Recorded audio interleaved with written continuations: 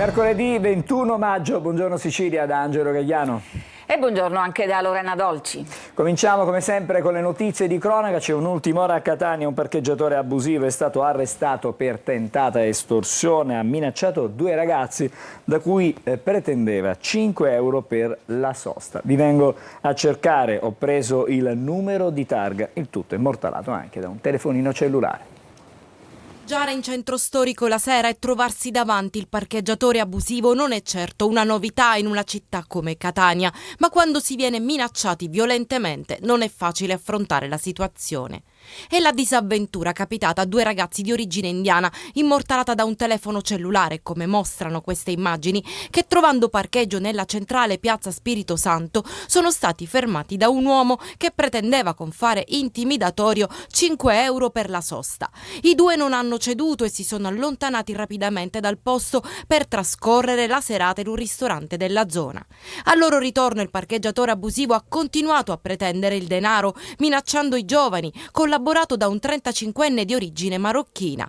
Qui siamo a Catania, funziona così: o date i soldi o vi vengo a cercare, ho preso il numero di targa. Parole accompagnate da schiaffi al volto e alla nuca, seppur lievi ma esaustivi al fine di rendere più efficace la minaccia. L'uomo ha continuato a mostrare una certa spavalderia, rivolgendosi a loro dicendo che non avrebbero potuto fargli nulla, fino all'arrivo degli agenti delle volanti, davanti a cui entrambi i malviventi si sono dati alla fuga. Tuttavia il 35enne dopo alcuni metri è stato raggiunto dai poliziotti, che lo hanno fermato e arrestato e condotto in carcere per tentata estorsione aggravata. Alle spalle ha numerosi precedenti penali per reati di varia natura, tra cui spaccio, rapina, lesioni, resistenza a pubblico ufficiale. Ancora cronaca, trafficanti di droga e poi l'inchino alla boss. I carabinieri hanno smantellato una organizzazione criminale legata alla clan Santa Paola Ercolano. 12 gli arresti nella Cesa. Un sodalizio criminale radicato tra Aci Catena ed Aci Reale, legato alla famiglia mafiosa Santa Paola Ercolano, attivo nel traffico di cocaina crack, è stato smantellato dai carabinieri nell'ambito dell'operazione Cubisia Connection. 14 gli indagati. Per 10 di loro è stato disposto il carcere, per 2 domiciliari e per gli altri l'obbligo di dimora. Il provvedimento è stato eseguito da oltre 200 carabinieri del Comando Provinciale di Catania con il supporto dei reparti specializzati dell'Arma. Gli indagati sono accusati a vario titolo di associazione armata finalizzata al traffico di stupefacenti, detenzione illegale di armi e munizioni, lesioni aggravate e ricettazione con l'aggravante del metodo mafioso. L'organizzazione si sarebbe avvalsa della forza intimidatrice derivante dall'appartenenza mafiosa per gestire le attività illecite tra Aci Catena, Aci Reale e Aci Sant'Antonio, territori sui quali riusciva ad esercitare il controllo sia con un'attività itinerante con consegne di droga a domicilio, sia organizzando vere e proprie piazze di spaccio dove sfrontati pusher esercitavano presso la villa comunale e la villetta ecologica di Aci Catena. La base operativa del gruppo era in una struttura abbandonata dove venivano conservate ingenti partite di droga, in alcuni casi occultata tra i rovi. Telecamere nascoste dai carabinieri hanno permesso di filmare anche l'omaggio al boss del narcotraffico, con tanto di inchino da parte degli affiliati al clan Santa Paolo Ercolano. Simone Scalia e i fratelli Carmelo e Ottavio Mariano Grasso avrebbero curato l'acquisto, il trasporto e la detenzione della droga, mantenendo contatti con i fornitori ed impartendo direttive esodali, mentre Paolo Scuderi si sarebbe occupato della gestione delle piazze di spaccio ad Aci Catena. In manette anche una donna, Loredana Principato, soprannominata Paolazzo. Oltre alla droga, 700 grammi di cocaina e quasi 2 kg di marijuana, sono stati sequestrati bilancini di precisione, materiale per il confezionamento, 4 pistole, caricatori, munizioni e passamontagna. Cominciamo allora a leggere i giornali stamattina, Lorena. Sì, questa notizia la troviamo appunto sul quotidiano di Catania, La Sicilia, che sottolinea appunto l'inchino al boss. Inchino, fra l'altro, filmato dallo stesso boss compiaciuto, che era tornato ai domiciliari. Cos'è questo omaggio e questo carosello di scooter dei suoi affiliati che sono andati appunto a fare un corteo sotto casa? Ma è un gesto pesante, lo sottolinea il giudice per le indagini preliminari, Maria Ivana Cardillo, che non è affatto tenera, scrive La Sicilia, nell'analizzare l'inchino in onore di Scalia effettuato da un carro funebre davanti all'abitazione che lo stesso capo pusher ha ripreso e diffuso con dedica musicale sul profilo TikTok.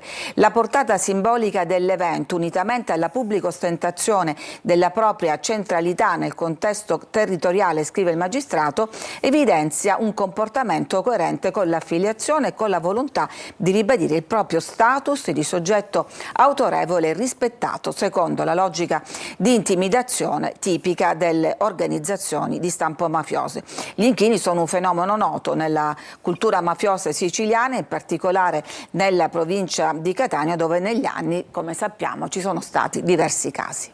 Adesso andiamo a Palermo, un vero e proprio blitz in orario scolastico. Lo hanno messo in scena i genitori di un bambino che frequentava il plesso di Corso Calatafimi dell'Istituto Comprensivo Lombardo Radice. Pretendevano spiegazioni da una maestra che aveva rimproverato il loro figlio.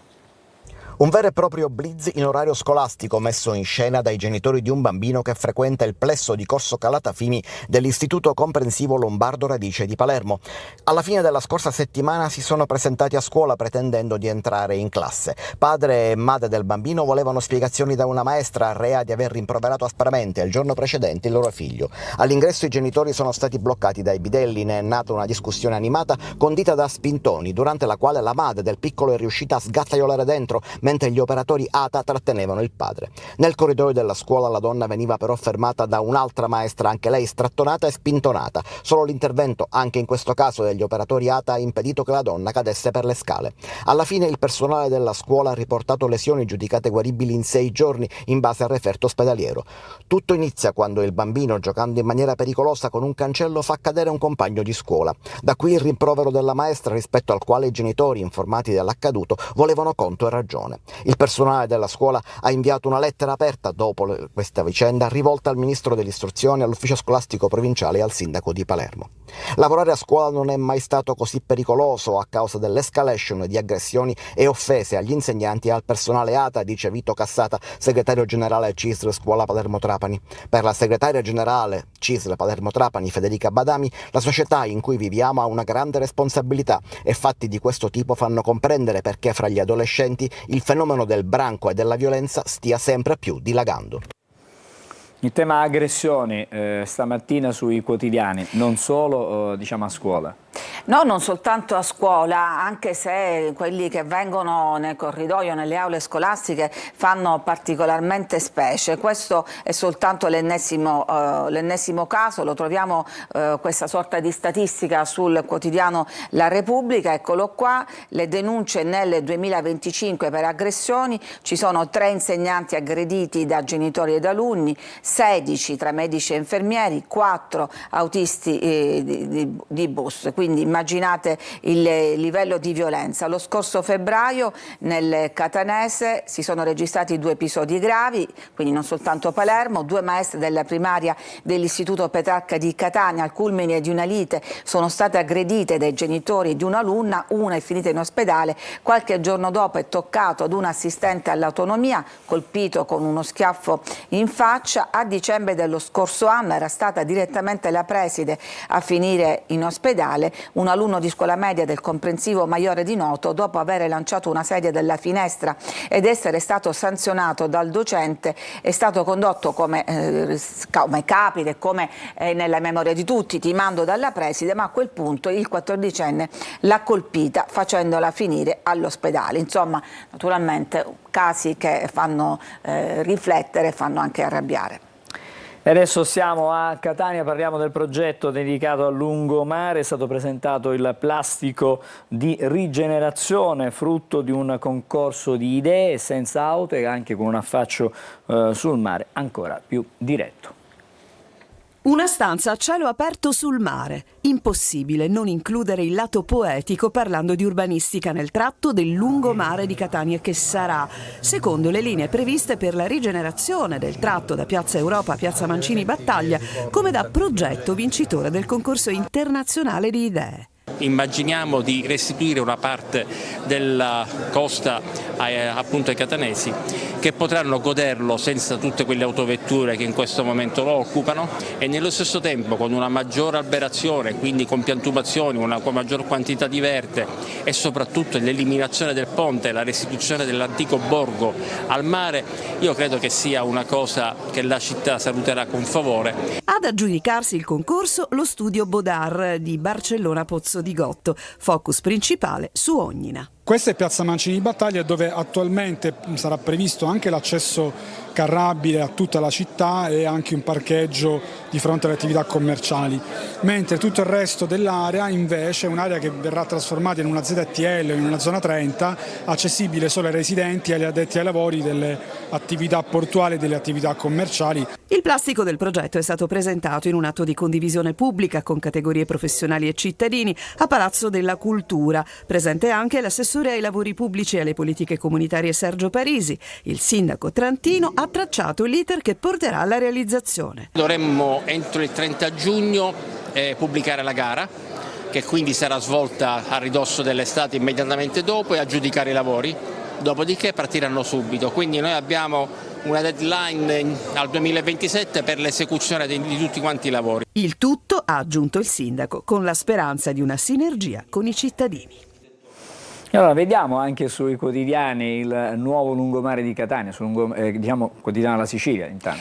Sì, perché su queste pagine troviamo quella che potrebbe essere la città del futuro, questo progetto che è stato illustrato ieri a Palazzo della Cultura dal sindaco trentino, un progetto per la riqualificazione del borgo da Ognina in poi, con un intervento del costo di 15 milioni di euro che si inserisce nel piano strategico che riguarda tutto il lungomare. L'intervento riguarda infatti il tratto da piazza Franco Battiato, ex piazza Nettuno, fino a piazza Mancini in Battaglia, avrà un costo, l'abbiamo detto, di 15 milioni di euro, sarà finanziato dal Ministero dell'Interno con i fondi per la rigenerazione urbana. È uno dei progetti a cui teniamo di più e risale alla precedente amministrazione pugliese, quando ero assessore ai lavori pubblici. Ha spiegato il sindaco trentino che lo descrive come un passo verso una città più europea, perché restituiamo dignità al borgo di Ognina anche con l'abbattimento del ponte che, ricordo, non era una richiesta del progetto, quindi una città più sostenibile e con meno auto. I lavori, l'ha ribadito più volte, potrebbero partire in pochi mesi e, come dice l'assessore ai lavori pubblici Sergio Parisi, fa parte di una strategia complessiva per tutto il lungomare. Il sindaco si augura che sia gradito ai cittadini, ma l'affluenza al Lungomare Feste quasi tutte le domeniche, diciamo, fa pensare proprio che questa è la direzione. Sì, parleremo anche di questo nel corso della nostra mattinata. Buongiorno Sicilia, intanto restiamo a Catania, una città che fa il pieno di turisti, anche di croceristi, ma gli archi della Marina mostrano segni di abbandono e dalle pareti si staccano anche grossi blocchi di pietra. Vegetazione incolta, rifiuti, resti di un cantiere, un paraurti e dulcis in fundo, pezzi che si staccano e cadono al suolo da diversi metri d'altezza. Non è una cartolina edificante quella che arriva dagli archi della Marina, luogo simbolo di Catania e simbolo di degrado. Mentre Catania fa il pieno di turisti e croceristi, si assiste al decadimento degli archi, sempre più abbandonati e soprattutto pericolosi. Le infiltrazioni d'acqua e le crepe ben visibili non lasciano dormire sonni tranquilli e la conferma arriva dal blocco di pietra staccatosi dalla parete. C'è anche un problema di sicurezza, cadono a pezzi i tetti degli archi della Marina. Ho appena trovato un grosso masso caduto appunto dal tetto di un arco. Pericolosissimo, quindi c'è anche un problema di incolumità pubblica. Erbacce rigogliose a terra ed in alto mostrano e dimostrano la scarsa attenzione verso uno dei monumenti della città etnea. Buio sollecita un confronto costruttivo tra istituzioni per restituire dignità alla via Dusmet. Chiedo come consigliere al mio municipio, al presidente del mio municipio e a tutta l'amministrazione maggiore attenzione degli archi della Marina. Dove il verde è stato scerbato, un piccolo tratto per la verità, restano i segni con gli sfalci d'erba disseminati sul marciapiede. E torniamo ai quotidiani regionali. Sì, torniamo a vedere la prima pagina del quotidiano La Sicilia, dedicata naturalmente ad alcune questioni nazionali come il caso Garlasco, e poi ritroviamo il carro funebre scooter per l'inchino filmato e postato sui social, la morte di Nino Benvenuti, leggenda della box, e poi il caso Trapani, ancora nessuna verità, dice l'ex assessore Razza, PNRR mai consultato, una storia che vi racconterò un po' più avanti, il primo volo da Newark a Palermo dove i piloti sono siciliani. Andiamo a vedere la prima pagina del giornale da Sicilia con un'apertura tutta sua: pensione da fame per 5.000 ex precari, pochi contributi versati, 600-700 euro al mese per gli ultimi stabilizzati dalla regione. La distanza siderale con gli oltre 350 ex dirigenti il cui assegno, pensate, supera i 7.000 euro. Troviamo poi la storia della madre di un alunno rimproverato che è riuscita a intrufolarsi nella scuola e ad aggredire la maestra, e poi mafia e racket, colpo al clan di Belmonte, 4 arresti, stronca nel tentativo di riorganizzare il mandamento del paese.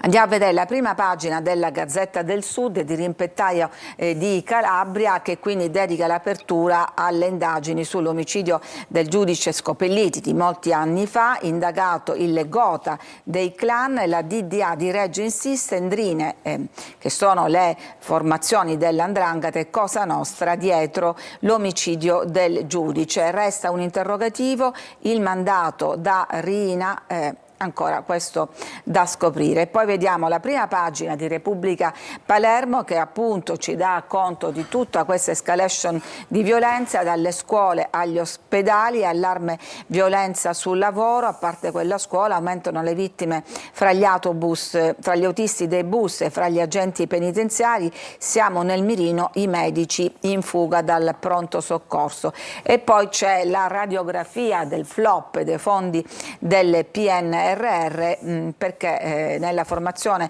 c'è spesa zero, ma come sappiamo anche sull'alta velocità Palermo-Catania si è stati costretti a dirottare i fondi. E poi questa notizia che riguarda il Besian, il veliero affondato un anno fa, troppi rischi nei fondali, i sub non si immergeranno più, vengono utilizzati degli strumenti di telecomandati a distanza. E poi una notizia che è uscita ieri sera, il femminicidio di Lorena 40, definitivo l'ergastolo per De Pace. La Cassazione ha rigettato il secondo ricorso difensivo sulla mancata concessione delle attenuanti generiche che aveva chiesto la difesa di De Pace, dicendo che era sotto stress da Covid, era quello il periodo, attenuanti che però la Corte d'Assise d'Appello non ha riconosciuto. Finalmente è la cosa che hanno detto i genitori di Lorena 40.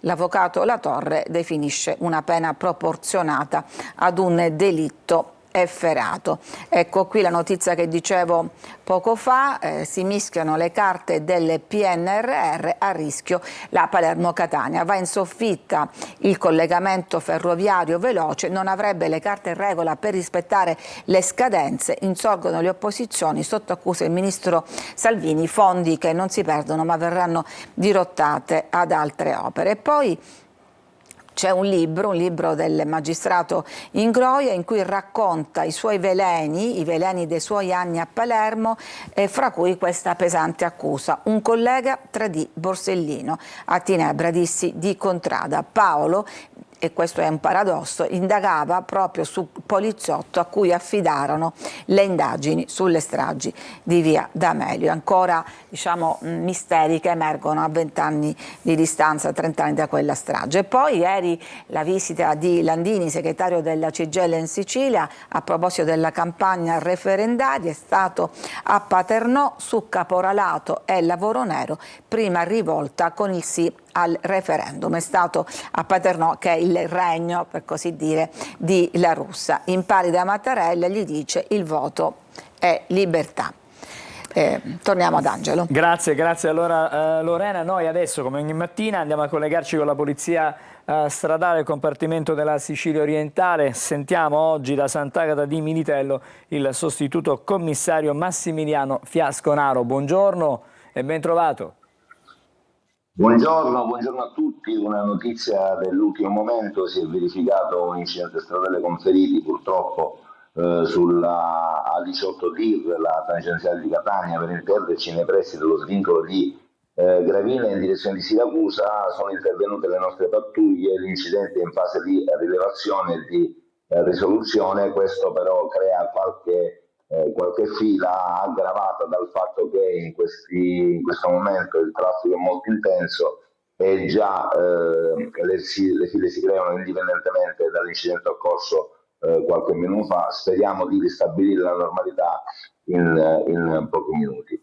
Nessun'altra criticità nelle autostrade, la 20 Messina-Palermo, la A19 Palermo-Catania, la 18 Messina-Catania. Le uniche problematiche, ripeto, sono in A18 tra i distinguo di Cireale e la barriera di San Gregorio per l'intenso traffico dovuta all'ora di punta. Qualche problema sulle nostre strade statali, per esempio sulla SS 114 tra i comuni di Melilli e Priolo per 2 giorni la circolazione in direzione Siracusa sarà interrotta per il ripristino delle condizioni di sicurezza.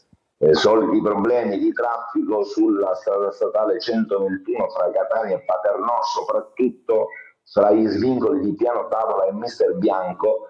Proprio per l'intenso traffico si può creare qualche fila, si faccia attenzione. E la strada statale 192 nei pressi della valle, quella valle del Dittaino, è interrotta proprio sul ponte di Dittaino per i lavori di demolizione e ricostruzione del predetto ponte. Si consiglia di utilizzare un percorso alternativo dallo svincolo di Agira sulla A19 per il successivo rientro a Catenanuova in direzione Catania. Allo stato attuale nessun'altra problematica sulle nostre autostrade. Non devono mancare però le nostre raccomandazioni, non è utopia. Se tutti rispettassimo le norme del codice della strada non si verificherebbero incidenti stradali, non si verificherebbero morti. Cerchiamo di fare grande attenzione a non distrarsi alla guida ed evitare completamente l'uso di apparati radiotelefonici, tablet. Questo fa perdere la cognizione della presenza alla guida del veicolo e può creare gravi problematiche.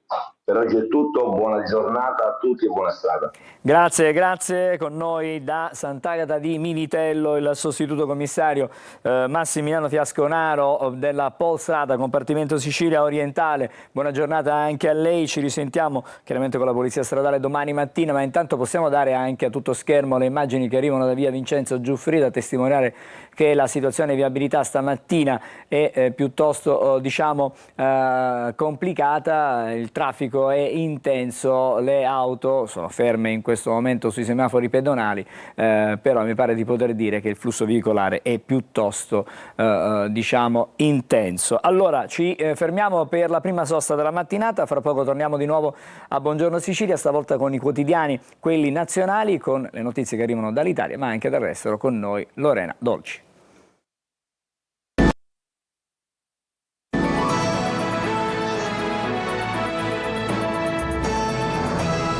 Siamo di nuovo in studio, è il momento della rassegna stampa con i quotidiani nazionali. Lorena Dolci.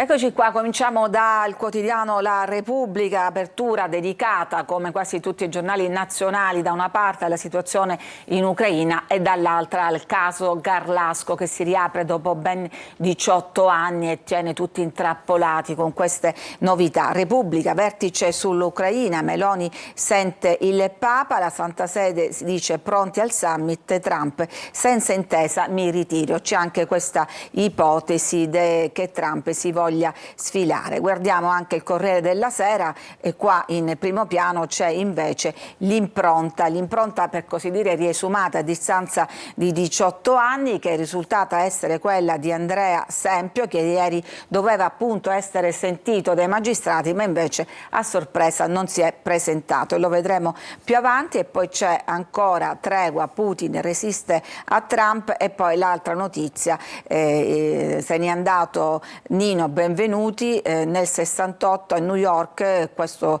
rappresentato nella foto, mentre colpisce alla mascella Emile Griffith e vince il titolo di campione del mondo. Insomma, una vera e propria leggenda che ci ha lasciato. Ma veniamo al delitto Garlasco. Eccola qua l'impronta di cui parlavamo e che ha fatto, insomma, in un certo senso riaprire il caso, l'impronta sul muro insieme ai biglietti trovati nei rifiuti, biglietti in cui Andrea Sempio segnava i suoi movimenti quel giorno.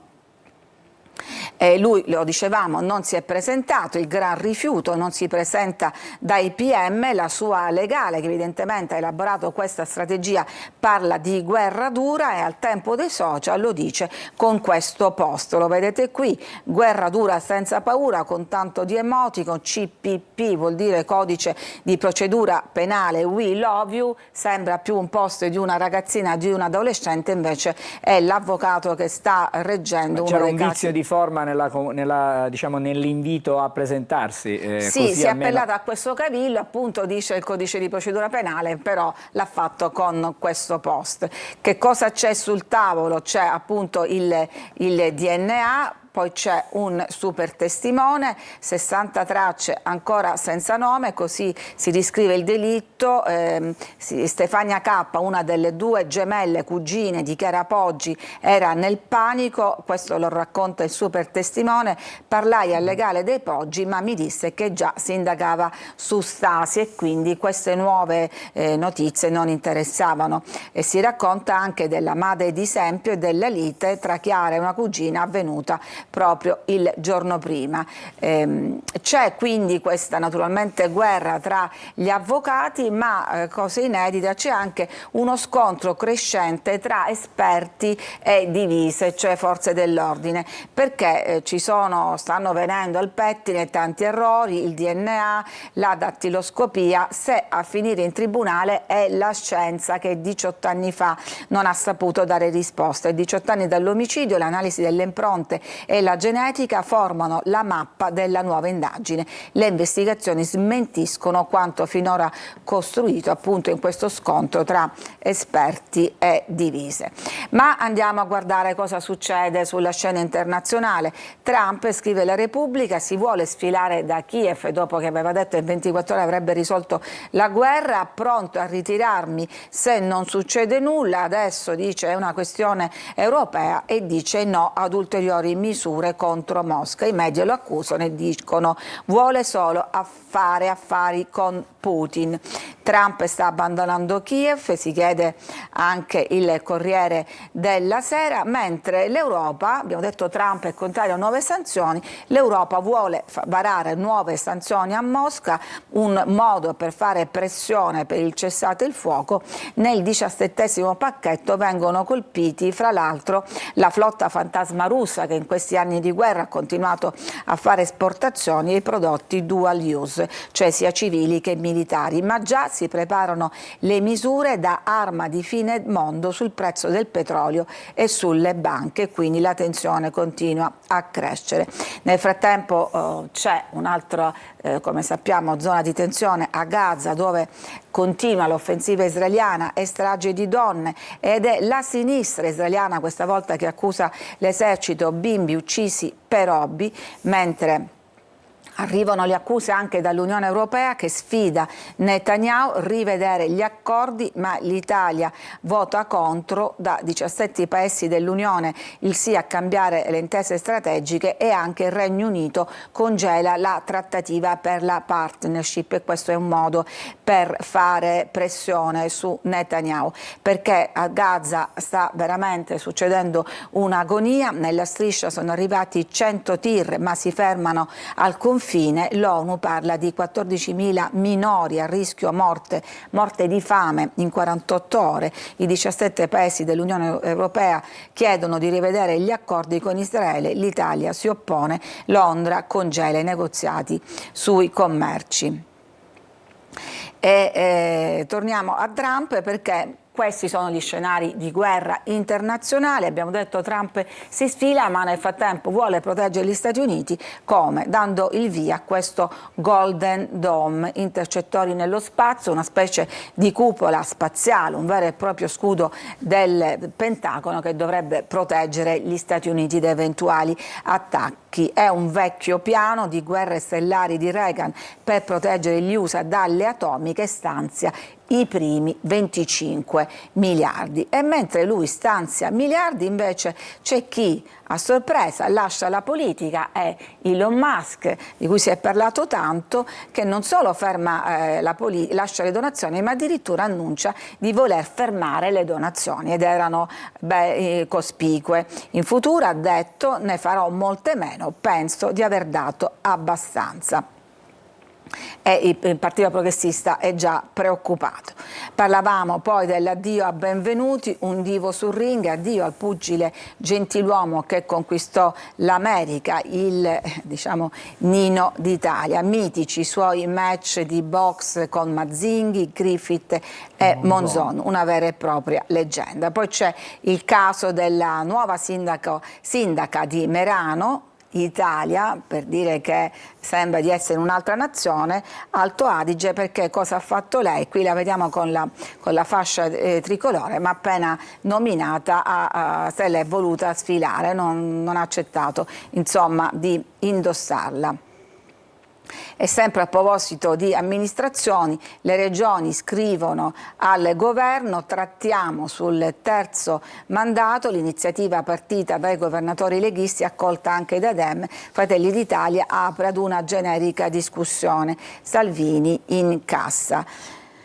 E poi appunto vediamo ancora la prima pagina della Stampa, pace in Ucraina, il piano Meloni, a Gaza un vero e proprio calvario dei bambini che cercano le briciole tra i rifiuti.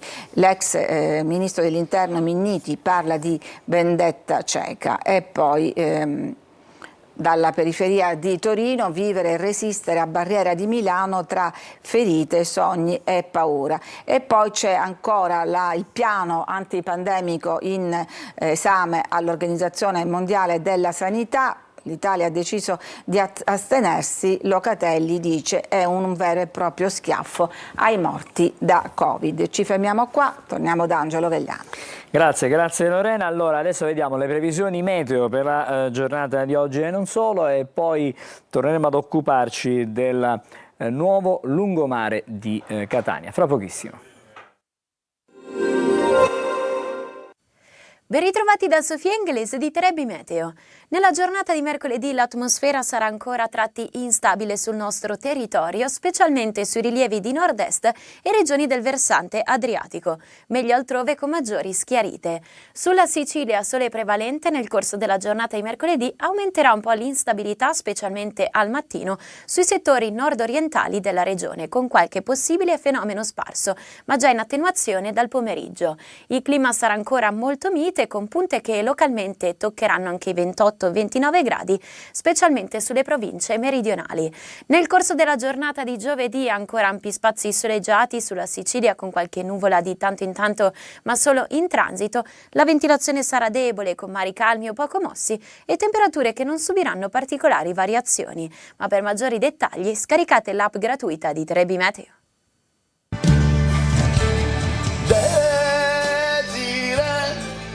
Ma quando cucini tu con me, Desiree, l'assaggio è l'immenso per me.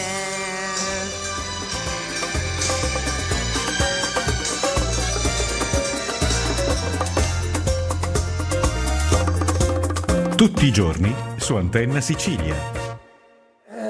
E allora eccoci di nuovo insieme a Buongiorno Sicilia. Saluto e do il benvenuto all'assessore ai lavori pubblici, alle infrastrutture del Comune di Catania, oggi in queste vesti qui con noi, all'assessore Sergio Parisi. Buongiorno. Buongiorno. Grazie per essere qui con noi. Ieri c'è stato questo confronto pubblico a Palazzo della Cultura, in pieno centro a Catania, un confronto con la città, anche con gli esperti. su quello che sarà il nuovo affaccio sul mare, diciamo, per la città.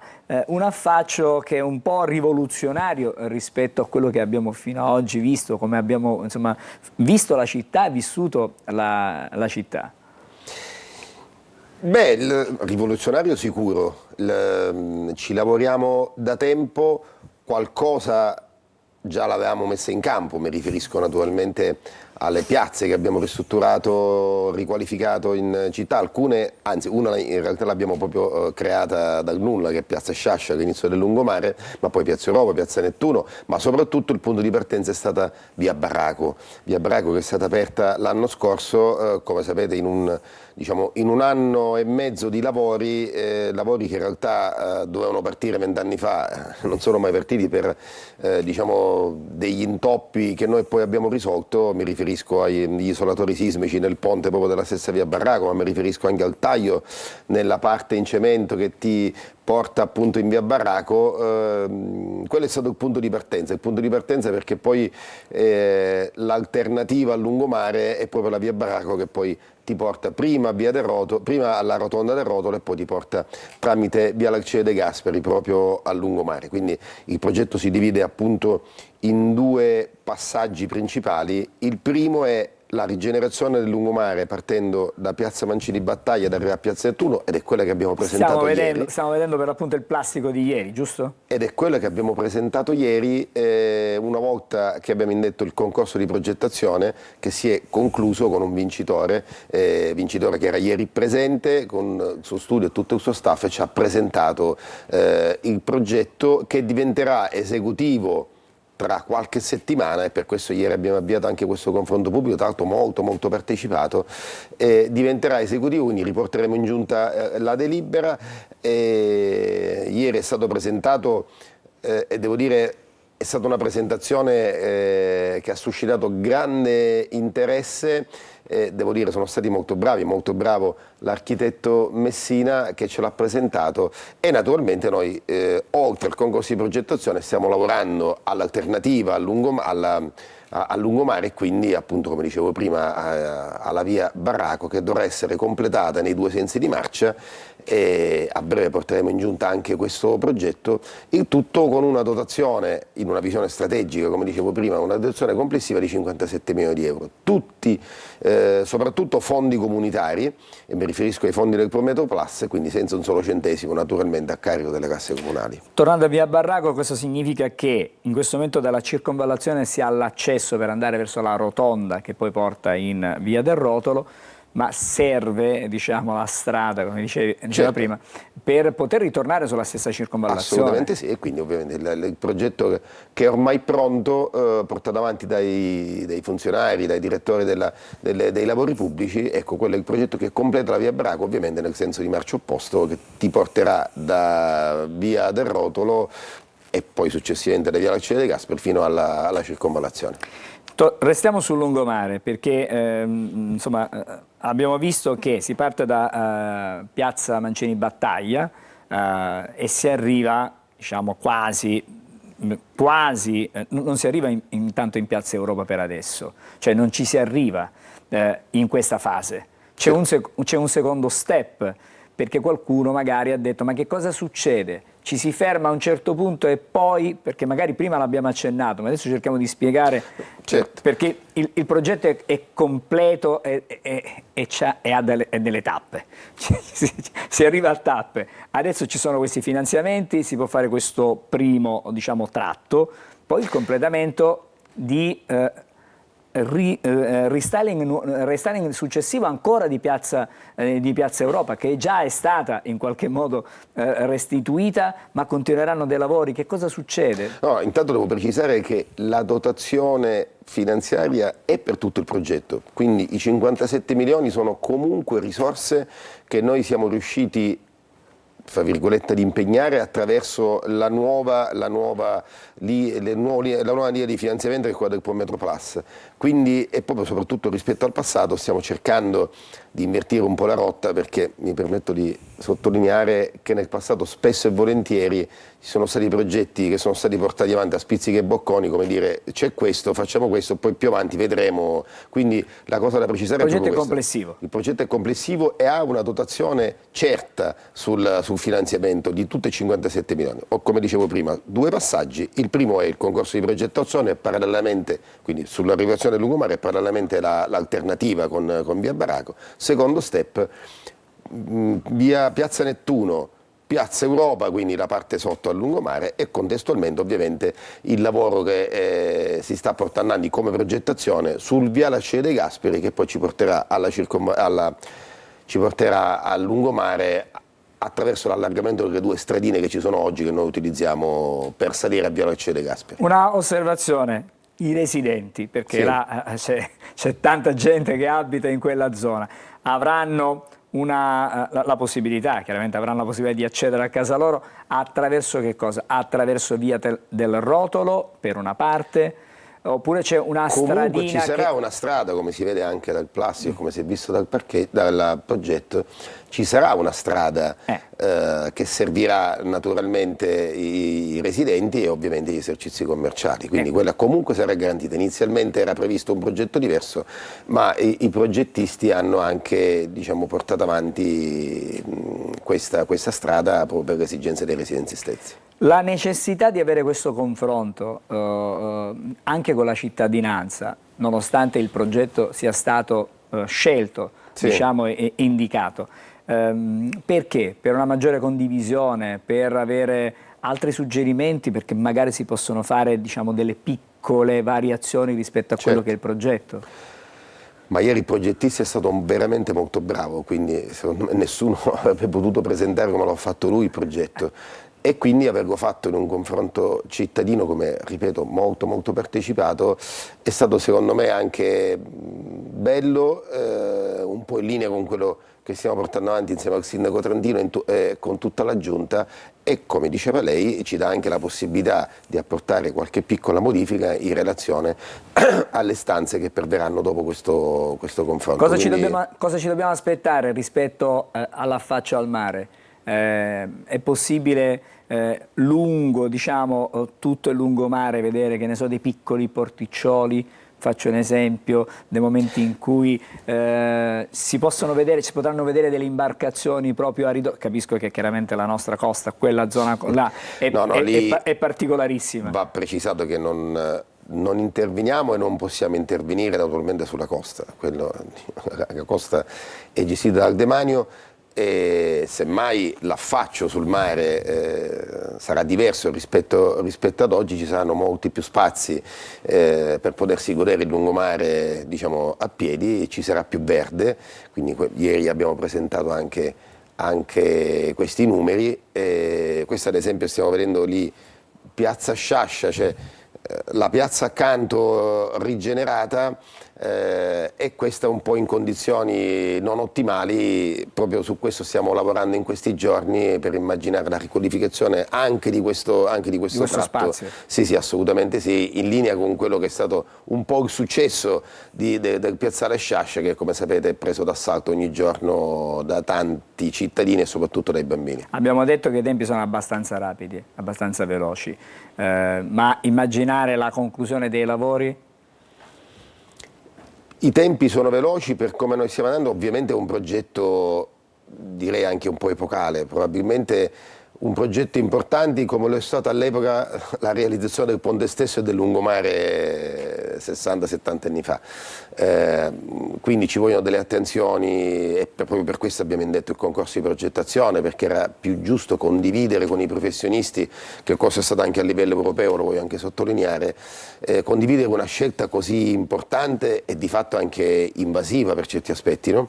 Quindi noi ora sarà bandito questo progetto, il concorso di progettazione, non più tardi di giugno-luglio, quindi poi ovviamente i tempi tecnici, e contestualmente lavoreremo su Via Barraco. E quindi insomma, ma a proposito di Via Barraco, anche lì abbiamo aspettato tanto tempo, si è aspettato tanto tempo per l'apertura di questa bretella che poi andava su Via Barraco. Adesso che cosa ci si può attendere? Però si è aspettato tanto tempo, come ho detto prima, Via Barraco poi in realtà l'abbiamo aperta in 1 anno e mezzo, cioè nel momento in cui ci si è dedicati a Via Barraco, tra l'altro credo con esigenze veramente particolari dal punto di vista tecnico. Quindi quello che si è fatto in Via Barraco fa ben sperare per quello che è il completamento della stessa Via Barraco. Il sindaco, mi ricordo proprio all'apertura della strada, fece un po' una scommessa sullo suo stesso mandato, no? Cioè di riuscire a far partire quantomeno i lavori, ma noi contiamo addirittura anche di terminarli per la conclusione del suo mandato,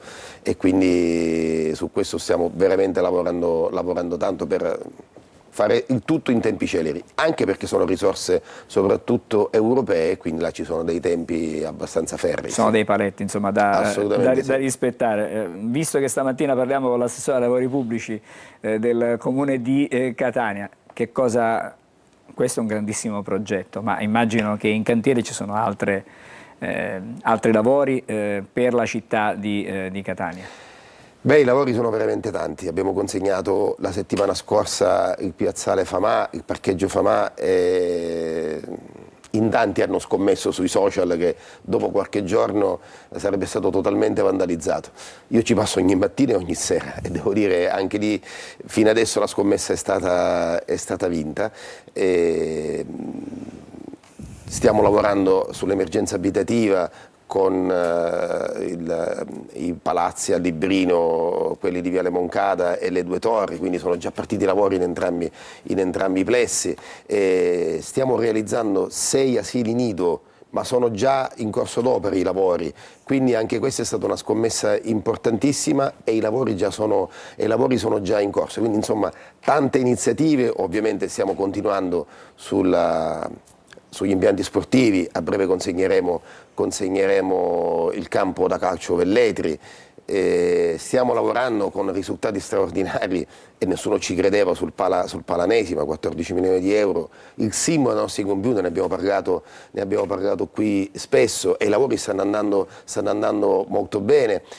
Quindi davvero tanti cantieri in città, per non dimenticare naturalmente i cantieri che sono aperti al centro storico, a San Birillo, piazza Turriferro che sta avvenendo una piazza bellissima, da poco sono partiti i lavori a Piazza della Repubblica, quindi in Corso Sicilia, e quindi se sommiamo gli importi, e come dico sempre e come sottolineo, senza un solo centesimo a carico del comune, come accadeva prima quando si contraevano mutui che ancora stiamo pagando e che pagheranno i nostri figli, ecco, e questo la dice lunga sull'utilizzo e sul rispetto dei target dei fondi, soprattutto quelli europei, tant'è che noi abbiamo ricevuto grandi attestazioni di stima per il lavoro che stiamo facendo anche in sedi romane, perché sono tante le risorse che stiamo spendendo, e questo penso che sia un aspetto davvero positivo, per non parlare di tutti gli investimenti che stiamo facendo sulla mobilità, gli autobus elettrici, le auto elettriche, stiamo veramente facendo tanto. Allora, da qui a breve dunque Catania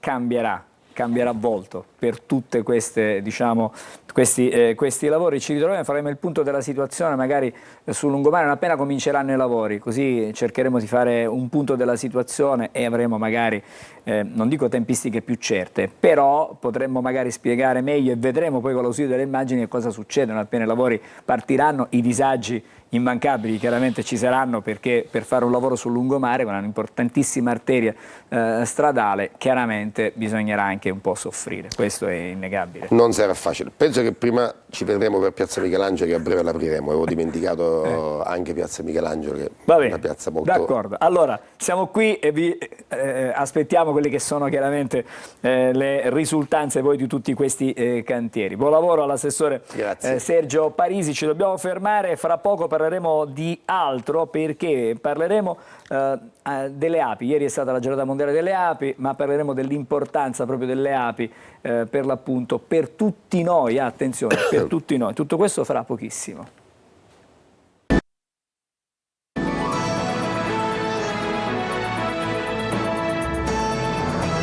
Bentornati a Buongiorno Sicilia. Ho detto prima che avremmo parlato di api, di apicoltori e di tutto quello che riguarda l'ecosistema.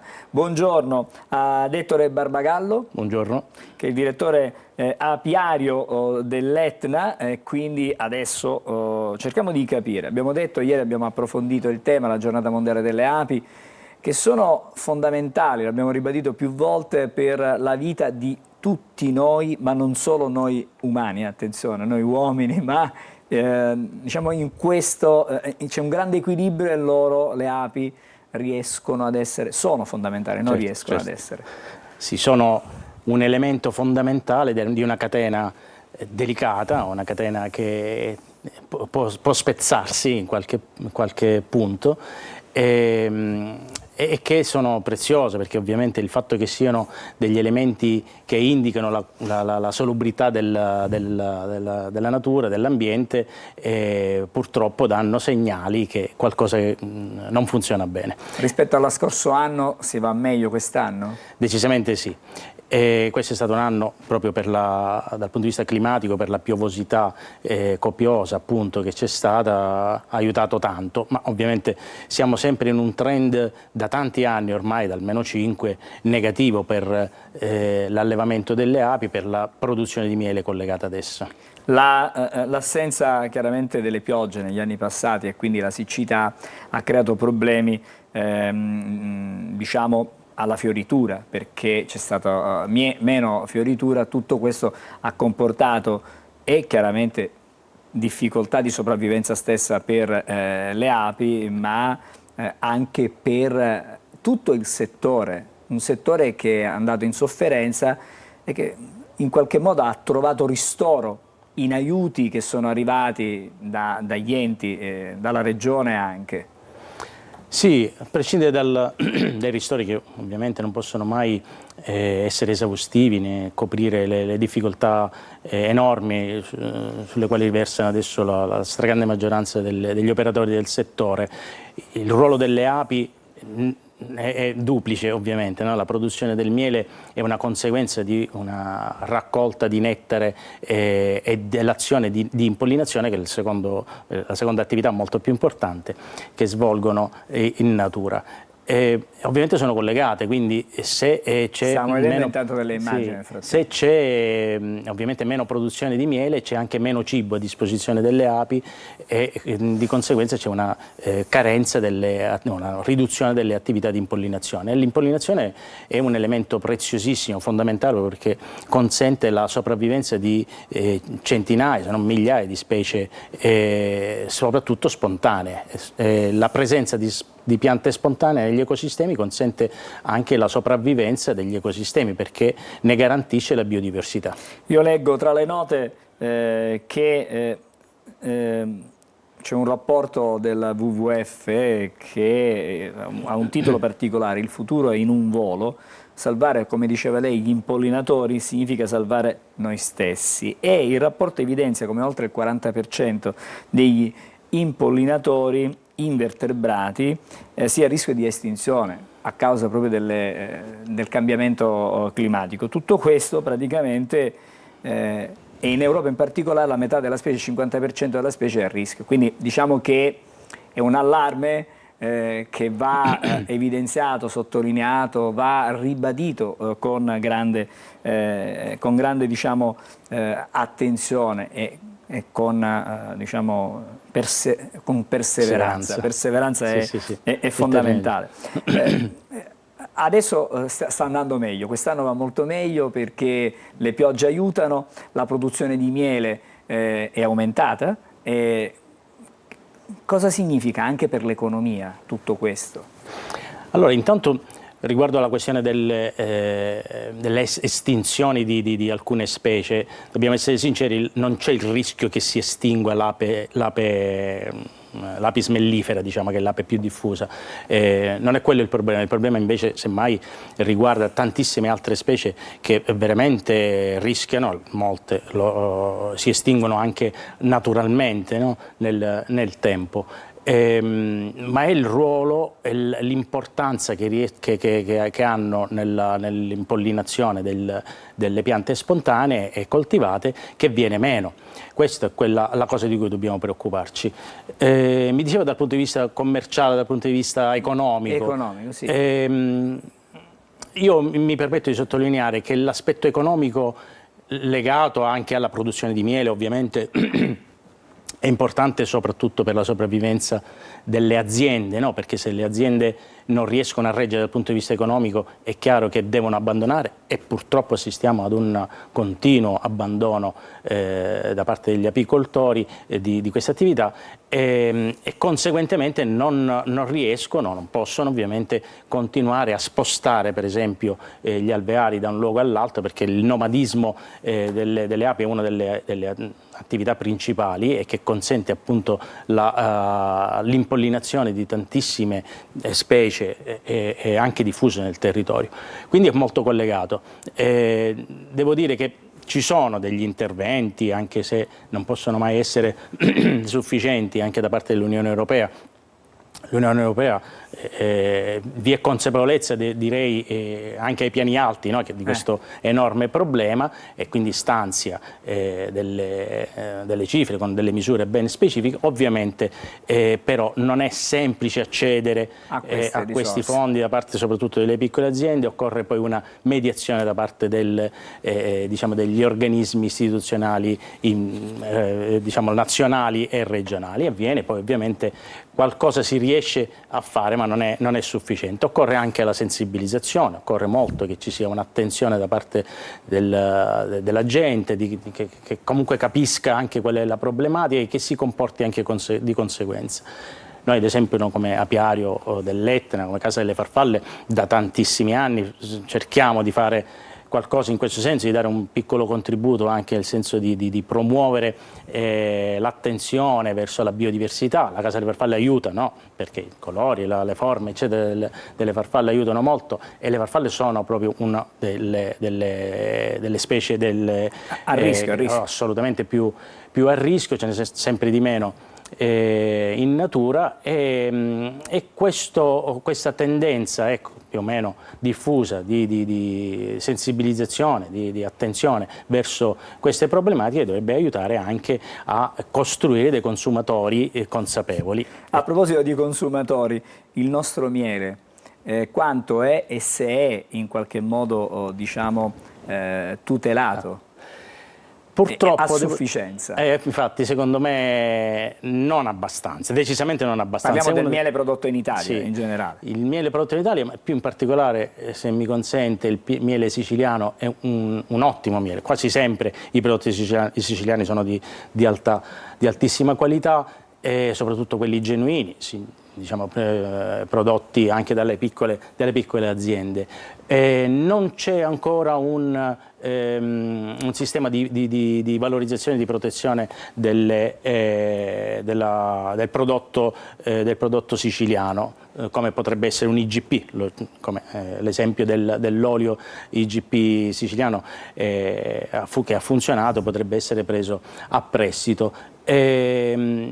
E quindi purtroppo ancora gran parte della produzione viene destinata alle grandi aziende, che poi magari non riescono a dare contezza della qualità del nostro miele. E allora bisogna certamente fare in modo che presto ci possa essere questo riconoscimento, che è un fattore importante. Io la ringrazio stamattina per essere stato con noi. Abbiamo parlato delle api e non solo, abbiamo parlato di miele, abbiamo parlato della biodiversità, abbiamo parlato dell'ecosistema. Speriamo insomma che gli appelli che quotidianamente arrivano servono a in qualche modo fare crescere questa coscienza in tutti noi, una coscienza per stare bene tutti in questo mondo. Grazie davvero, grazie a Ettore Barbagallo, che è il direttore dell'apiario dell'Etna. Fra poco parleremo di altro a Buongiorno Sicilia, parleremo di una vertenza di lavoro che si trascina ormai da tanti anni, purtroppo sta per arrivare all'epilogo, speriamo ci possano essere delle novità. La vertenza è quella legata al call center Almaviva e soprattutto ai lavoratori di Almaviva. A fra pochissimo.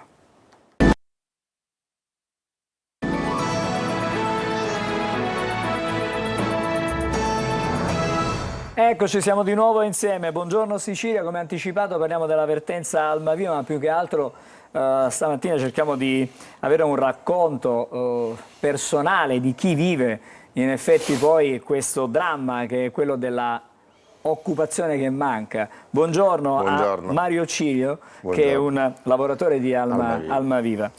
Ormai questa vertenza va avanti da anni. Da anni, sì. Una vertenza quasi infinita che purtroppo sta per avere un epilogo. Sì, già Almaviva ci ha inviato le lettere di licenziamento, quindi il tempo stringe.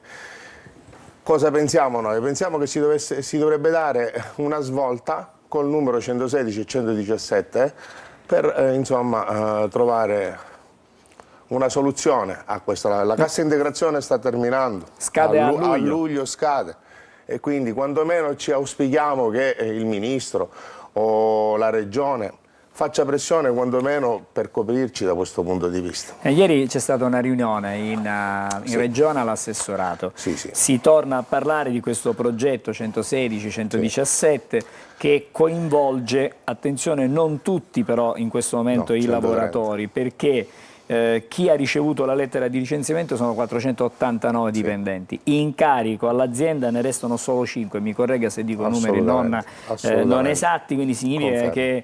che 484 padri di famiglia o mamme di famiglia sono destinati ad andare a casa senza un lavoro da qui a qualche giorno. Sottolineo, ormai. molti di noi, conoscendosi in azienda, hanno costruito un futuro insieme e insieme adesso si trovano licenziati. Quindi sono due persone che vengono licenziate nello stesso Quindi nucleo lo stesso familiare. nucleo familiare praticamente perde due stipendi. Io sono un esempio lampante.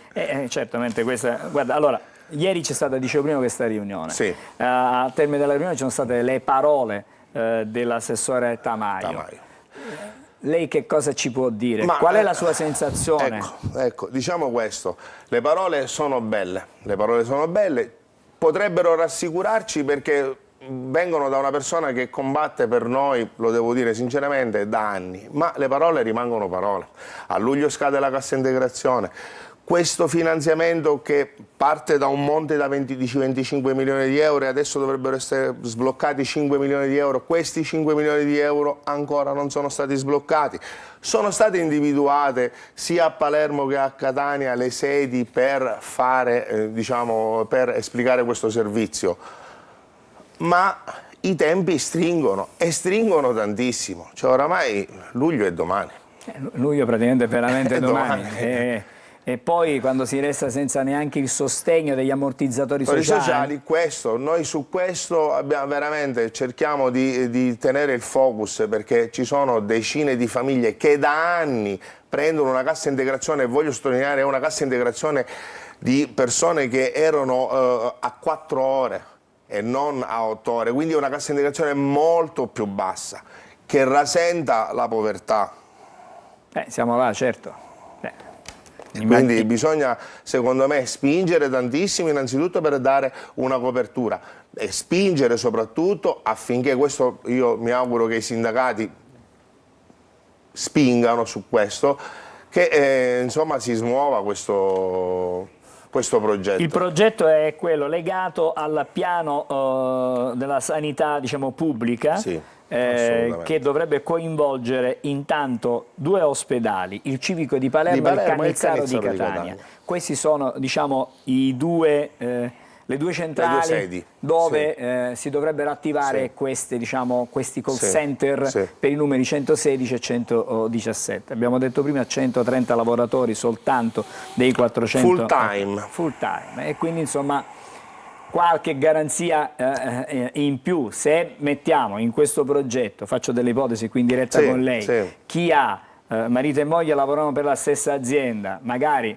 uno dei due viene assunto, la famiglia subisce un contraccolpo minore rispetto a essere licenziati in 2, ma soprattutto essendo noi a 4 ore, quindi dei part-time, questi 130 posti potrebbero diventare 260. Se si continua con i part-time. Ecco, quindi bisognerebbe spingere questo, poi potremmo comunque ricollocare tutti e fare un attimino di solidarietà in maniera tale da intanto entrare tutti, lavorare tutti e poi magari i numeri ci daranno ragione, perché magari questo servizio funzionerà, anzi sono convinto che funzionerà. Vabbè, il vostro servizio funzionerà bene. È servito tantissimo durante il momento dell'epidemia, quando c'è stato il Covid. Noi siamo delle figure professionali da 17 anni. Cioè noi facciamo questo da 17 anni, abbiamo una formazione nel colloquio con le persone telefonico, va bene, che non ha pari secondo me. Certo, Io e i miei colleghi, io penso di poter parlare per tutti i miei colleghi, non abbiamo pari in base a questa formazione, su questa formazione. C'è un esempio che può essere seguito per quanto riguarda la vostra situazione? C'è stata un'altra regione dove si è attivato questo servizio? La Calabria. La Calabria è riuscita ad attivare questo servizio, per quello che so io, ha commesso qualche piccolo errore che, come dire, ha postdatato l'attivazione di questo servizio. Se noi facciamo, come dire, tesoro di questi errori, probabilmente riusciamo ad attivare questo servizio in un tempo congruo, non dovendo chiedere più nulla. Noi non vogliamo chiedere nulla se non lavorare. Noi vogliamo solo lavorare. Ci sono a breve, ieri c'è stata questa riunione che tutto sommato non ha dato esiti. Tamaio ci rassicura, perché questo è un progetto europeo, quindi essendo un progetto europeo dobbiamo aderire a quello che ci dice l'Europa. Il problema è la burocrazia italiana. I tempi, I problemi la sono burocrazia, tutti quelli che insomma allora, da questo studio lanciamo un ulteriore appello. Questo sì, al Presidente della Regione, a Tamaio, anche al Presidente del Consiglio, voglio dire, noi siamo più di 400 famiglie nel sud, dove è difficile reinventarsi, è complicatissimo, siamo in una fascia d'età che va tra i 38-40 e i 52 anni. Lei immagini quanto è difficile ricollocarsi, reinventarsi dopo aver avuto una figura professionale per 17 anni uguale. E allora, ci fermiamo qui per stamattina, però il nostro augurio è di ritrovarci magari quando effettivamente... Le voglio strappare la promessa. No, ci ritroviamo qui magari quando veramente dalla regione avranno riattivato e hanno attivato questi due call center, uno al Civico di Palermo e l'altro al Cannizzaro di Catania. Magari nella giornata inaugurale di questo servizio ci ritroviamo e ci confrontiamo per una vita più serena per tutti i lavoratori, per dare delle buone notizie. Esattamente, tutti i lavoratori di Almaviva. Grazie a Mario Cirio, grazie a voi. Adesso ci fermiamo per le pillole di Almanacco, ma torniamo subito dopo. Restate con noi a Buongiorno Sicilia. La giornata mondiale della diversità culturale per il dialogo e lo sviluppo si tiene ogni anno il 21 maggio. Celebra non solo la ricchezza delle culture del mondo, ma anche il ruolo essenziale del dialogo interculturale per raggiungere la pace e lo sviluppo sostenibile.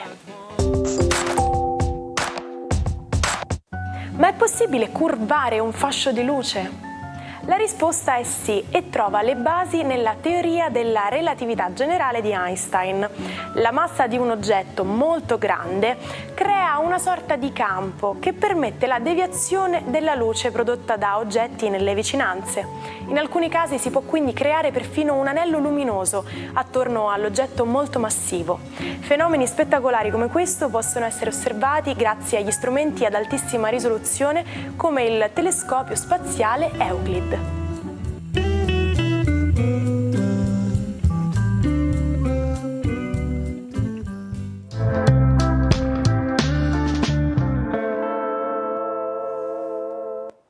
Siamo puntuali come ogni mattina, adesso ci colleghiamo con Marco Amato per avere un quadro di quello che le stelle prevedono per la giornata di oggi, ma prima, attenzione, buongiorno Marco. Buongiorno. Oh, tazzina sull'arancione vedo io? Arancione con un po' di motivi deco dorati. Proprio perché c'è un po' di oro oggi comunque. Stamattina parliamo del Festival di Cannes, in qualche modo di un personaggio legato? Ebbene sì, proprio perché mi ha incuriosito molto Denzel Washington, a cui è andata proprio la Palma d'Oro, è stato insignito di questo importante riconoscimento. L'attore che abbiamo apprezzato in parecchissimi film è del 28 dicembre, quindi è un Capricorno puro. Il Capricorno è il segno del lavoro, quello della resistenza, è quello peraltro del tempo, è il segno di Saturno, per cui è quello che nel lavoro dà più di tutti, proprio perché sono cambiate le configurazioni e proprio Saturno, giorno 25 maggio, entrerà in Ariete dando il via a un nuovo ciclo. Ecco che i Capricorno non solo trionfano, ma hanno anche un effetto positivo su tutti i segni di terra che useranno il mezzo saturniano, quindi il lavoro, per essere decisamente al top nella vita. Quindi in bocca al lupo a Toro, Vergine e Capricorno, che avranno questa forte valenza lavorativa per i prossimi 3 anni. Dunque, oggi invece la Luna è in Pesci, quindi cosa accade nello zodiaco e per lo zodiaco? Per l'Ariete è assolutamente una luna che tende a essere un po' emotiva, pensierosa, ma che porta comunque i dolci pensieri di Venere. Per i Toro invece è una luna molto compatibile, è una luna che fa ritrovare la dolcezza degli amici e degli affetti vari. I Gemelli invece hanno la luna di quadratura, ma poco importa, visto che il Sole è entrato nel loro segno zodiacale e che si combina con Giove, quindi una grande positività, un benessere mentale per Gemelli, Bilancia e Acquario. Ma il Cancro, con questa dolcissima luna in Pesci, è assolutamente molto più preso dall'amore, comunque cominciando a fare pace con tutte le tensioni che ci sono state con il partner, proprio per decidere cosa fare logisticamente e professionalmente. Il Leone, non vi sta mai bene, comunque il Leone avete Marte, per cui desiderate ancora quel di più, vi rende tanto onore, ma aspettate gli ultimi 5 giorni e vedrete che l'avrete. Vergine è assolutamente una luna d'opposizione, quindi oggi dovrete rivedere il rapporto con le aspettative e quello che proiettate di voi sugli altri. Bilancia, una giornata oggi che vede una luna troppo distante per confondervi, ma è un periodo di decisioni un po' sofferte a malincuore, ma dovrete dismettere qualche abitudine. Scorpione, e la luna è in Trigono, è perfetta per voi dai Pesci, per cui acqua corroborano il loro bisogno sentimentale, una forza nell'amore passionale un po' dimenticata, trascurata, ma che adesso torna di nuovo. Sagittario, giornata oggi di luna in quadratura, quindi attenzione all'umore, potrebbe essere un po' ballerino. Capricorno, una giornata oggi con una luna molto amica, comunicativa, e che vi chiarisce le idee peraltro sulle interazioni e sulla comunicazione che avete con le persone. Mentre invece per l'Acquario è una luna oggettiva, pratica. Oggi dovete muovervi per risolvere qualcosa di oggettivo, osservare delle scadenze, una convocazione condominiale, una di quelle antipaticherie che tanto detestate, ma dovete. Quindi oggi siate pratici. Pesci, luna nel vostro segno zodiacale è proprio quella che vi accompagna ad tentare di armonizzare il caos intorno a voi, nel quale vi barcamenate sempre grande eleganza e professionalità. E detto questo, auguro a tutti una splendida giornata. Buongiorno Sicilia. Grazie Marco, l'appuntamento con te come sempre a domani mattina. Adesso torno da Lorena Dolci per un'ultima curiosità. Un'ultima curiosità. Una chicca che riguarda la Sicilia, mai così vicina come in questi giorni agli Stati Uniti. Lo leggiamo sulla Sicilia, ci sono ben 3 tratte dirette fra la Sicilia e alcuni aeroporti, ma la curiosità è che una di queste tratte, quella diretta all'aeroporto di Newark nel New Jersey, il primo volo sarà, i piloti sono piloti di origine siciliana. Li vediamo qua: Pietro Rizzuto, Romeo Russo e Rosario Raffa. Uno è Romeo Russo, il cui padre Filippo è prima emigrato da Carini in Svizzera per poi trasferirsi negli Stati Uniti. L'altro pilota è Rosario Raffa, originario di Melilli nel Siracusano. Il primo ufficiale è Pietro Rizzuto, la cui famiglia è emigrata in America da Camporeale, sempre nel Palermitano. E sono 3 siculo americani che non avevano avevano tagliato i ponti con la loro terra d'origine, con le radici. Da ragazzo, racconta Romeo Russo, andavamo in vacanza in Sicilia, lo dice tra l'altro in un ottimo italiano, ci andavo da teenager con i miei, anche lo scorso anno sono stato a Palermo e adesso è pilota per la United Airlines da 20 anni ed è un veterano. E così anche Rosario Raffa, che sarà il comandante, e Pietro Rizzuto, che sarà il primo ufficiale, che avranno il compito di trasportare i primi siciliani che vogliono farsi questo voletto da circa 10-11 ore in terra d'America. Grazie Lorena per la curiosità, per questa bella curiosità fra le altre cose. Ci fermiamo qui anche per oggi con Buongiorno Sicilia, l'appuntamento come sempre è a domani. Chiudiamo con la musica. A tutti.